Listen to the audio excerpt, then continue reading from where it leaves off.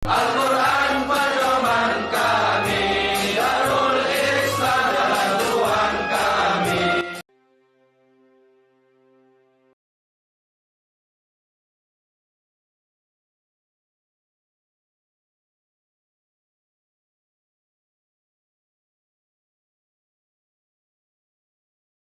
Bismillahirrahmanirrahim. Assalamualaikum warahmatullahi wabarakatuh. Waalaikumsalam warahmatullahi wabarakatuh. Ala hadiniyah wa ala man nawa bihi salafus salih. Al-Fatihah. Bismillahirrahmanirrahim. Niki jaman TikTok rasane sampe nderek. Wonten tiyang swidak. Iyyaka na'budu wa iyyaka nasta'in ihdinas siratal mustaqim siratal ladzina an'amta 'alaihim ghairil maghdubi 'alaihim waladdallin. Alhamdulillah, summa alhamdulillah, masyaallah, la haula wala quwata illa billahil aliyil azim. Qala Rasulullah sallallahu alaihi wasallam, dzakirallah bainal ghafilina misal hayyi wal mayyit wa ala alihi wa sahbihi ajmain. Amma ba'd. Hadratul mukarram wal kurama wal fudula, wabil khusus yang menika ketua Rais Suriah PCNU Taiwan, yang menika Bapak Agus Susanto. Ugi ingkang kula hormati Ketua Tanfidiyah yang menika Bapak Arif Ayudi. Ugi ingkang kula hormati yang menika Ketua PWNI Pak Bambang ya. Sini. Pak Mas Fauzi. Ya, Pak Mas Fauzi. Nah, kadang kan kula bingung. Kadang Pak Bambang, kadang Pak Ahmad Fauzi sami mawon. Yang penting ya namanya orang at-ta'awun 'alal birri wa taqwa, tolong menolong dalam kesehatan monggo mawon. Kondisi ingkang-ingkang. Alhamdulillah ingkang kula hormati yang menika Ketua Tanfidiyah PCNU Nankan, yang menika Pak Gopar ya, selaku sesepuh juga. Ugi ingkang kula hormati yang menika Pak Akmal selaku pengurus dari Yayasan Darul Islah nggih. Wah, Darul Islah itu artinya rumah perdamaian. Wah, niku. Bahkan Tan Fakih mengatakan orang itu boleh berbohong kalau tujuannya untuk mendamaikan itu boleh.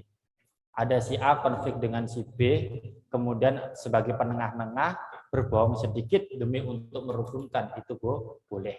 Nah, bahasa Arab namanya al-islah. Alhamdulillah ya siki gen liwat sik serak apa wis. Mumbine tok wae panganane ya ri. Ya, ngurung pikir enteng ke panganane gitu. Minum sik enggak apa-apa itu. Alhamdulillah ingkang kula hormati juga jamiah PWNI baik yang di darat atau di on air. Ini semuanya gabungan, itu ada Zoom, ada Facebook, ada TikTok. Mana TikTok barang lagi ya. 63 mun. Ya, alhamdulillah. Jadi kita tahu bahwasannya itu zaman sekarang kita harus bisa upgrade dengan modernisasi. Itu pernah saya baca dalam kitab namanya Kitab Kasifatus Saja karya dari Imam Nawawi Banten, syarahnya kitab Safinatun Najah, yaitu membahas tentang masalah kitab. Kita tahu bahwasannya sebenarnya Allah itu mempunyai kurang lebih 300 kitab. 300 kitab. Cuman yang wajib kita imani itu adalah yang ada dalam Al-Quran. Yang wajib kita ketahui itu ada 4, yaitu adalah Taurat, Zabur, Injil, dan Al-Quran. Sebenarnya kalau dalam kitab Kasifatus Saja itu mengatakan kitabnya Allah itu kurang lebih ada 300. Nah, salah satunya itu ada namanya Suhuf Ibrahim. Dalam Suhuf Ibrahim itu Rasulullah pernah ditanya oleh sahabat, ya Rasulullah, apa isi dalam Suhuf Ibrahim salah satunya? Rasulullah menjawab, salah satu isi dari Suhuf Ibrahim adalah kun rojulan ya'rifu bi zamani wa mustaqbilan. Apa artinya? Apa? Kun rojulan ya'rifu bi zamani wa mustaqbilan bi. Itu perkataan dari Nabi Ibrahim yang dicatat dalam namanya kitab Suhuf Ibrahim. Artinya adalah kun rojulan ya'rifu bi zamani. Jadilah seorang pemuda yang bisa mengetahui zamannya. Jadi harus bisa update zaman sekarang. Salah satunya adalah zaman sekarang ini memang dakwahnya harus pakai online. Terutama kemarin itu ada COVID, kita semuanya nggak boleh keluar, pakai online, namanya ada virtual Zoom, LAN, dan yang lain-lain. Jadi zaman sekarang itu harus bisa update sesuai zaman. Ditambah lagi, wa mustaqbilan bi, harus bisa menghadapi zaman itu. Bagaimana Pak? Ya kita harus pinter ekonomi zaman sekarang, marketingnya pakai apa?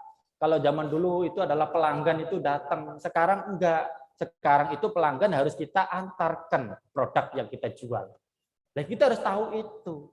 Maka dari itu Suhuf Ibrahim mengatakan kun rajulan ya'rifu fi zamani wa mustaqbilan bi.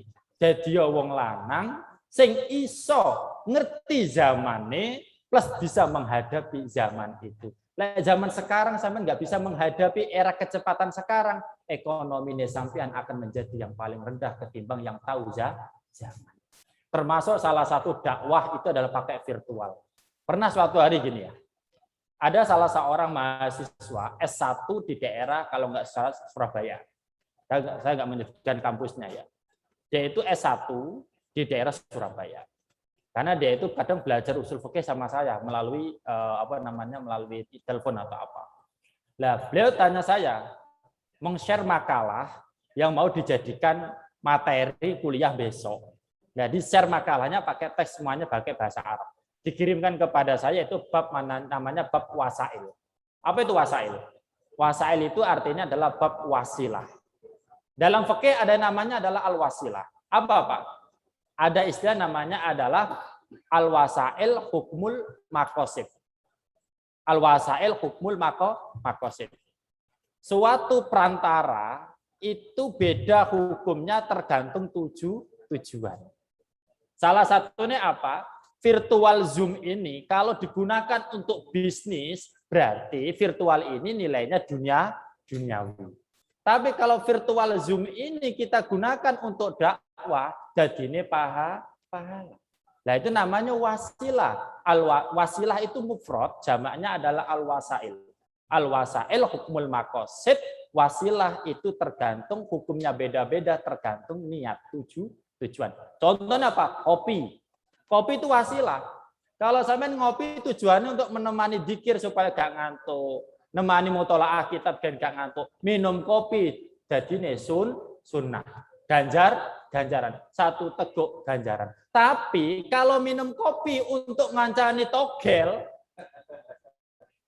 beda lagi, paham? Makanya itu yang namanya adalah al-wasail atau wasilah.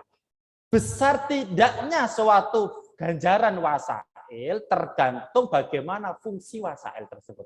Itu secara usul fikih. Tapi saya nggak bahas usul fikih dalam kajian malam ini. Itu dalam proyek itu anak kuliah S1 sinaunya ke TKI. Lucu gitu ya. Itu ya. Nah, nggak apa-apa. TKI kan hanya titelnya saja gitu ya Pak Akwal ya. Alhamdulillah. Ya untuk malam hari ini saya bahas bukan masalah wasail, tapi dalam saya baca dari tema yang diinginkan oleh PWNI adalah membahas tentang memperingati tahun baru Hijriah dan juga kemerdekaan. Gini ya, tak terangkan jamaah. Ini yang kita bahas Hijriahnya dulu apa kemerdekaannya dulu? Kita tanamkan nasionalisme dulu. Biar tidak terjadi seperti hanya Afghanistan. Seorang pimpinan negara kok gak berani tempur malah melarikan diri. Itu sangatlah lucu bagi saya itu. Bertempur dulu baru mundur. Ini malah ya memang bertempur, tapi nggak tahu kenapa bisa mundur. Saya nggak bahas masalah politik itu. Tapi yang kita bahas sekarang adalah nasionalisme dulu. Penting nasionalisme ini. Kita terangkan. Pak, emangnya Rasulullah itu mengajarkan nasionalisme. Perlu dibahas nggak ini? Perlu ya? Nah, ini makanya kalau saya pribadi, itu kalau dakwah saya pilah-pilah. Kapan jargon hubbul waton minal iman, saya kumandangkan. Kapan saya pakai jargon binika tunggal ika. Kalau di event seperti ini saya berani pakai jargon hubbul waton minal iman. Wong NU kabeh to?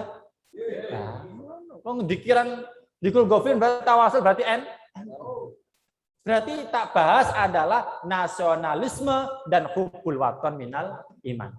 Tak terangkan. Ceritanya begini. Sering anak jargon hubbul waton minal iman. Cinta tanah air sebagian dari iman. Itu adalah merupakan ilmu yang disampaikan oleh kiai-kiai untuk perbahasan kita itu namanya sugesti. Pada dasarnya ilmu itu adalah sugesti. Makanya kalau kita menerima ilmu dari yang berbasis campur aduk yang namanya provokator atau apa, nanti kita pun akan menjadi objek juga, menjadi sugesti. Nah, kita akan mendengarkan provokator seperti itu. Nah, pramila ini tak terangkan kisah tentang hubbul waton minal iman. Ini cerita dari Bilal, ya, Bilal sama Abu Bakar. Ceritanya begini, saya bisa cek dalam kalau hadis ini dalam kitab dalam kitab Sahih Bukhari, kalau salah tuh kalau nggak juz 3, juz 4, itu ada sebagian ditulis, ada sebagian tidak babnya itu. Tapi kalau dalam kitab Fathul Bari, syarahnya kitab Sahih Bukhari, itu juz 5. Juz 5 bab menerangkan Fadilatul Madinah. Fadilah Madinah. Aku oleh ngombe orang ini. Oleh ngombe dulu.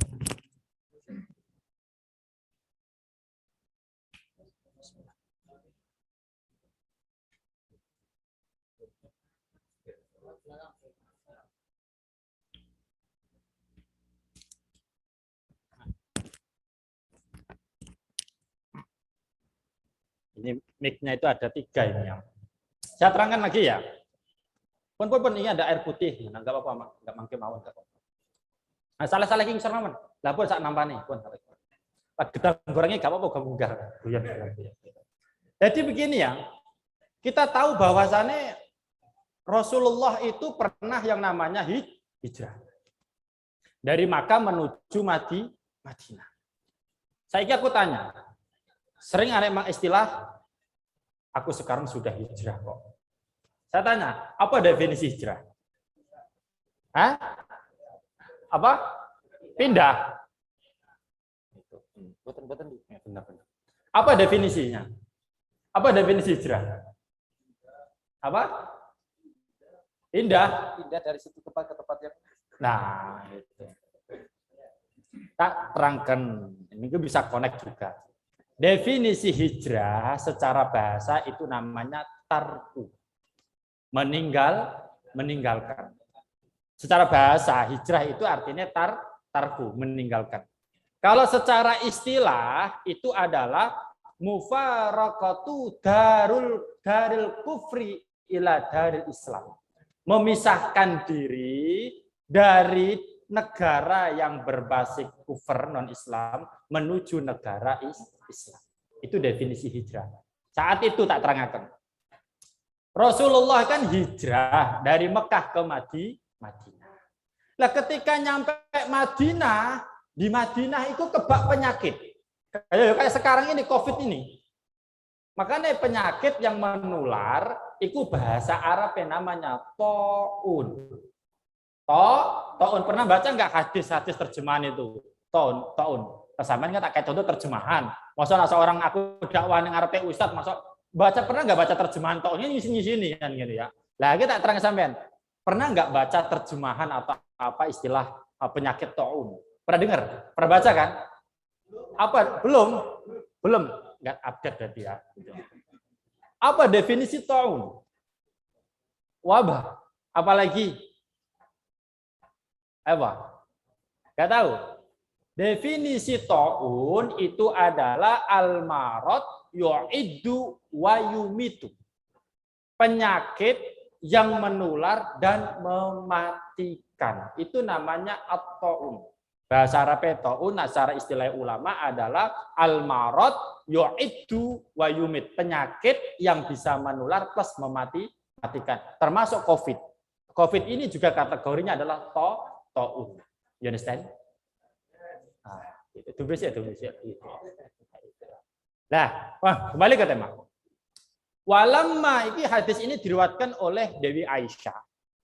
Garwane Kanjeng Nabi ya. Garwa yang itu paling nom. Satu-satunya istrinya Rasulullah yang perawan cuma satu, Aisyah. Yang lain itu janda gitu ya. Nyawang aku ngomong janda gitu ya. Nyawang yang lain gitu ya. Ya tak terangkan. Jadi Aisyah meriwayatkan, walamma qadima Rasulullah sallallahu alaihi wasallam wa Bilal wa Abu Bakar ilal Madinah, ketika Rasulullah, Bilal dan Abu Bakar nyampe ke Madinah, kabeh padha lara. Kenapa? Saat itu di Madinah sedang kena virus. Jadi virus itu sudah ada sejak zaman dulu. Jadi jangan mengira, oh ini gara-gara itu Cina gini-gini. Ya mungkin sababnya. Virus kan bisa dari macam-macam, ya kan? Nah, virus utang piutang itu dari mana? Nggak ada. Kalau virus TikTok, wah nggak ada gitu ya. Nah kita terangkan ya, virus itu memang sejak dulu sudah ada. Cuman bentuknya beda. Mungkin ada bentuk apa kayak cacar, menyebabkan kematian karena panas terlalu tinggi. Don tubuh nggak kuat, akhirnya meninggal dunia. Ya apa enggak? Nah, itu salah satu bentuk. Nah, terus kemudian jamaah ya yang hadir di sini, jadi ketika Rasulullah, Abu Bakar dan Bilal nyampe ke Madinah, itu pada sakit. Sakit. Lah sedangkan orang Arab ini realita. Iku senengannya kalau sakit itu nyanyi. Loh, Pak, nyanyi itu bukannya haram, Pak. Loh, anak duwe-duwe hukumnya. Loh nyanyi bukannya haram, Pak. Loh delok-delok lagunya opo. Gitu ya. Lah dasar kau keong racun, nah beda lagi ya gitu ya.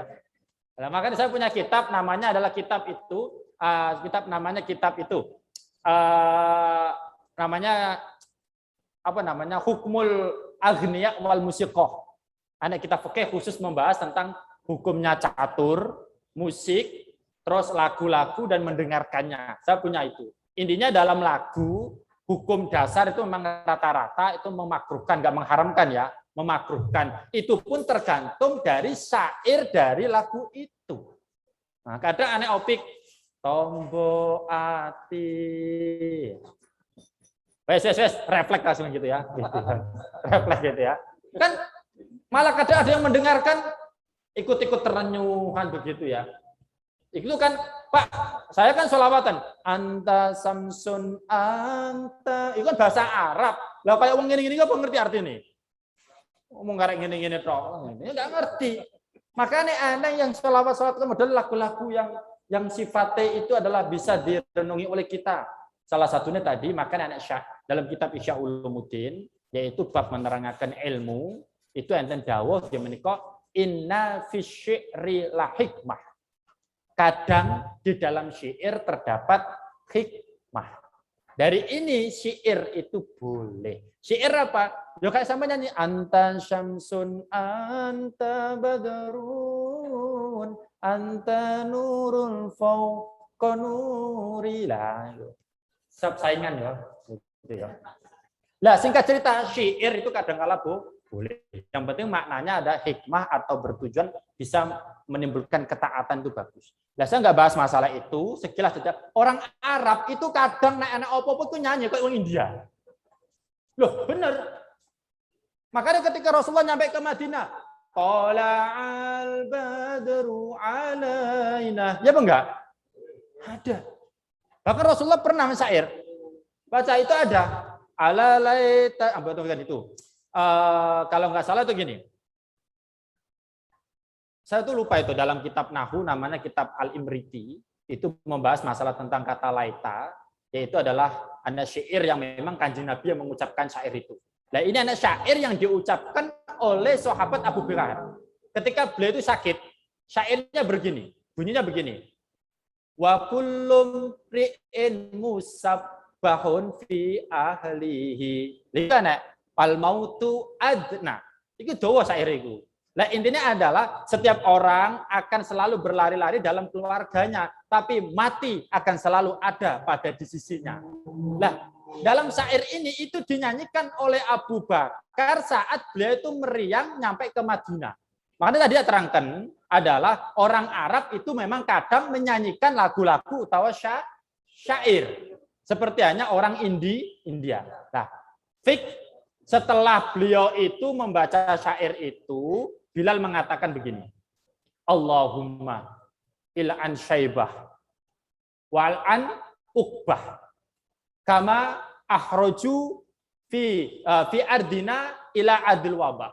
Ya Allah, jenengan laknatlah. Karena saat Rasulullah, Abu Bakar dan Umar nyampe ke Madinah, itu masuk meriang kabeh kena penyakit, dungakne elek maring Uqbah sama Saibah. Kenapa? Gara-gara inilah beliau-beliau para sahabat itu dikeluarkan dari Mekah. Rasulullah mendengar keluhan Abu Bakar, mendengar keluhan Bilal, mendengar keluhan para sahabat yang lain. Rasulullah dungo, Allahumma ahbibna, apalagi ahbibna Madinata kama kahubbina di Makkah. Au asyadda. Ya Allah, jadikanlah kita cinta Madinah seperti hanya kita mencintai Makkah. Dalil inilah dijadikan pedoman hubbul waton minal iman. Ya Allah, karena mengeluh tentang Madinah karena kebak penyakit, datang meriang karena pengen balik ke kota Makkah. Makanya sampai didungane Kanjeng Nabi melihat banyak sahabat yang mengeluh didungane Kanjeng Nabi, ya Allah, muga-muga jenengan dadosaken ati kula niku seneng Madinah kaya dene awake dhewe seneng kota Makkah. Inilah yang namanya cinta nasionalisme, cinta tanah air. Maka tuh ngaji yo, gitu nggih. Kalau nggak ada istilah, nggak ada cinta tanah air, wah itu repot. Lah Pak, emangnya pentingnya apa Pak menjaga tanah air Pak? Penting. Lah pentingnya contohnya begini wes, contohnya ya. Kita tahu, ini sering saya sampaikan kepada teman-teman yang memang kan kita tahu bahwasannya teman-teman mahasiswa yang baru S1 itu kan perlu digembleng yang namanya nasionalismenya itu. Begini tak katakan. Sholat 5 waktu itu wajib enggak? Wajib. Deal ya? Deal. Seorang istri melayani suami wajib enggak? Wajib. Wajib. Suami bekerja wajib enggak? Wajib. Kita menuntut ilmu wajib enggak? Wajib. Tapi lah negara kita perang terus iso sholat enggak?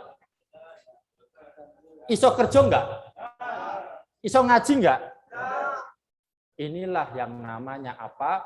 Sholat wajib, poso wajib, kerja wajib, istri melayani suami itu wajib. Kabeh itu wajib. Tapi lah kita sholat Allahu Akbar, di belakang anak bom. Repot kan? Makanya secara usul fikih, anak teori adalah wa kullu ma la yutimmu al wajib illa bihi fahuwal wajib. Setiap perkara yang barang wajib nggak bisa sempurna kecuali dengan itu, maka barang itu menjadi wajib. Ada apa? Sholat itu wajib, poso itu wajib. Kabeh iku iso dilakokne yen negara dalam keadaan rukun dan aman. Jadi boten. Makanya menjaga kerukunan, menjaga NKRI dadine wajib. Ngono lho. You understand? Nah, ini yang mempertanyakan pemuda zaman sekarang nggak ada istilah hubul waton minal iman. Loh, hubul waton minal iman itu memang bukan hadis, itu jargon ulama. Paham ya? Jargon ulama kayak apa? Ngaji gak ngaji, paham ora paham, yang penting ngaji. Terbahasa Arab kan? Fahmun aulam yufham ta'allam. Nah, ngaji paham ora paham penting ngaji. Terus ini masyhur kemana-mana dikira hadis kan gitu. Sama seperti hanya hubbul waton minal iman, itu memang bukan hadis, itu adalah jargon ulama supaya untuk menjadi motivasi kita supaya bisa mencintai tanah air. Kalau enggak seperti itu, makanya kadang kita tahu bahwasannya kayak Banser, Ansor itu kan militan banget. Jadi mboten, boh yel-yelnya apa tindakannya militan banget. Kadang kalau orang enggak paham begini, wong kok alay banget. Ya enggak? Ada orang wong kok lebay banget. Wong anu kok begitu-begitu. Dia enggak tahu. Karena dengan cara yel-yel meski sedikit seperti itu dasarnya adalah supaya dirinya itu kelak nanti turun-temurun bisa untuk menjaga tanah air kita, dibantu yang tertinggi oleh pemerintah adalah TNI dan polisi. Kita itu hanya mengikuti jalur hukum yang ditetapkan oleh pemerintah dan kita bantu dengan membantu polisi dan TNI itu. Paham itu ya? Jadi saya ulangi lagi, nasionalisme itu penting. Dan juga Kanjeng Nabi sudah mengajarkan, salah satunya adalah tadi, ya ketika Bilal dan Abu Bakar nyampe ke Madinah dalam keadaan sakit-sakitan, makanya di keluhan ini terdengar oleh Rasulullah, kemudian Rasulullah berkata, Allahumma ahbibna kahubbina bima kata. Ya Allah, mugi-mugi jenengan paringi kita supaya iso seneng Madinah kaya dene awake dhewe seneng kota Makkah. Inilah yang namanya nasionalisme, cinta tanah air. Lanjut. Jam piro iki? 9:30 ya. Luwe ya. Kira-kira luwe. Lah lanjut wes deh. Nah. Iki lanjut apa langsung dikir nih? Lanjut. Ya siki mau kan nasionalisme. Sekarang membahas Hijriah tahun baru Hijriah. Saya geniwat. Kok gare nanti malaikat Mikael bingung iki. Iki sing dicatat itu gedangnya apa ganjarane?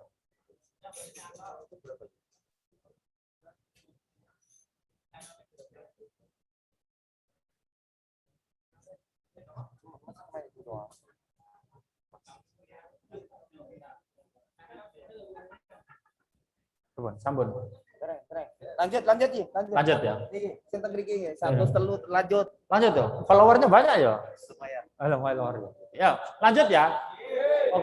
Oke. Sambil apa itu gedang gorengnya atau pisangnya semangkanya monggo dimakan itu ya. Pun, lanjut. Kembali ke tema. Tadi tak tanamkan masalah nasionalisme ya. Sekarang kita bahas masalah tentang bulan Suro. Sebelum saya bahas bulan Suro, ini berhubung pisang gorengnya isa umek, biarkan lewat dulu. Gue gak konsentrasi lagi. Ampun.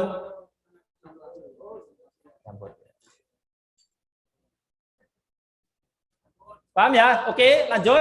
Nasionalisme sudah. Sekarang kita bahas masalah tentang apa? Bulan Suro ya? Suro. Kenapa kok pentingnya memuliakan bulan Suro ya? Tak terangkan. Tak terangkan ya. Mulai kapan tanggal Hijriah itu dibentuk? Ayo. Mulai kapan tanggal Hijriah dibentuk? Tanggal setunggal? Belum. Tak terang, ini penting, ini sejarah ya. Sejarah itu penting. Bahwa benar bora, sejarah itu seperti itu. Ya, sejarah itu ya namanya sejarah itu kan kabar. Kabar itu bisa benar, bisa salah. Kalender Hijriah itu mulai dibentuk saat Khalifah Umar. Demi apa? Administrasi. Contohnya apa? Kapan zakat itu mulai wajib? Nisabnya mulai kapan? Kan penting kan? Contoh, utang orang ke orang lain. Kan harus ada. 1 bulan apa harus ada, ya apa enggak? Makanya kekhalifahan Umar itulah yang membentuk yang namanya adalah administrasi supaya rapi, dibentuklah kalender Hijriah. Nah, mulai hitungannya bukan saat Khalifah Umar, tapi saat tragedi Kanjeng Nabi, hijrah. Makanya dinamakan adalah Hijriah. Paham itu ya? Jadi dimulai saat Khalifah Umar. Terus sekarang yang kita bahas, kenapa kok tahun baru Hijriah atau Muharram atau Suro? Suro kan dari kata Asuro. Sedangkan aslinya adalah Muharram. Apa keistimewaan Muharram? Sampai kita kok perlu mulia nih. Bahkan ada istilah ojo rabi di tanggal 10. Iku bulan Suro, iku tanggalnya dudo. Ada apa? Enak. Iku bulan Suro iki Pak Gopar. Sing daftar rabi ini piro? Gak enak. Wah, itu marketingnya piye toh itu? Ya, marketingnya lah itu. Ini ya tak terangkan ngaji di sini ya. Gitu. Kita menganggap elek suatu hari atau bulan itu tidak boleh. Ya, tidak boleh. Yang kemarin ikut saya ngaji di Krul Gofilin di PCI Taichung sudah saya jelaskan dalam kitab Faidul Qadir. Syarahnya kitab Al-Jami' As-Saghir. Dawe Rasulullah adalah akhiru arba' fi syahri yaumun nas. Artinya adalah Rebo terakhir setiap bulan itu adalah hari sial. Jadi lah, ikan taruh tanggal hijriah ya, itu minggu ketiga. Besok minggu keempat. Rebo tanggal minggu keempat terakhir itu adalah hari sial. Itu dawe kanjeng Nabi. Versinya hadis. Tapi makanya hadis itu disyarah oleh ulama, itu nggak boleh diyakini bahwasannya ada hari-hari sial. Kalau bahasa Arab namanya adalah tasya'um. Tasya'um itu kebiasaannya wong jahiliyah, artinya adalah lek anak opo-opo dianggap sial. Contoh, mau keluar nyambut gawe ketibanan cecak. Wah, aku bakal sial iki ana apa ora? Ada toh? Lah itu nggak boleh begitu. Naik motornya anyar ngedak kucing. Langsung didol. Ya apa enggak? Khawatir nanti untuk sial. Itu nggak boleh. Terus ngelamar wong wadon dilalat tengah dalan anak iring-iringan mati. Wah, bakale ora ape dino iki. Terus kapan rabine lah Bu?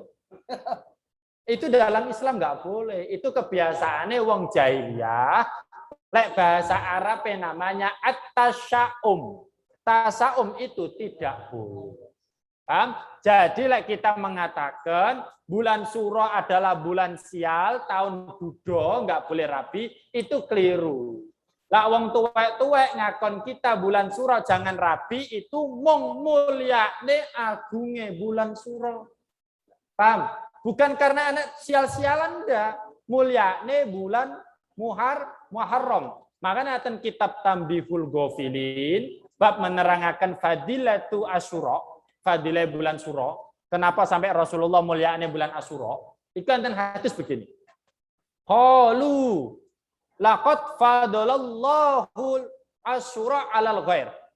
Nabi, sahabat tanya, kenapa kok Gusti Allah luweh mengistimewakan bulan Suro ketimbang bulan-bulan yang lain. Ya apa Kanjeng Nabi? Dijawab oleh Kanjeng Nabi, innallaha khalaqad dunya fi yaumi Asyura wa khalaqal arda was sama fi yaumi Asyura wa khalaqal jibal fi yaumi Asyura wa khalaqal bihar fi yaumil Asyura.